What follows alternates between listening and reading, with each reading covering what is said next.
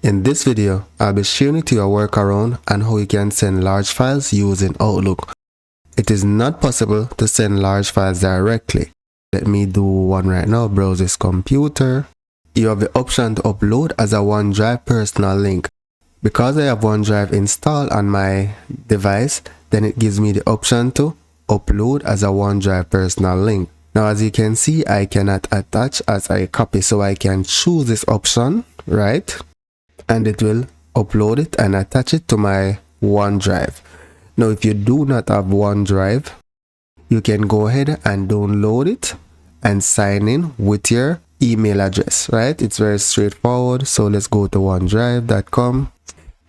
So you already have your Outlook account, so it just makes sense you download and install OneDrive. So I'm going to select download OneDrive for PC or Mac, and you can just go ahead and download it.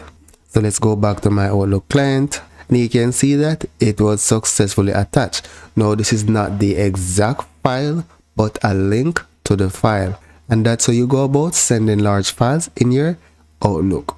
So that's it for now, guys. Thank you for watching and see you in the next video.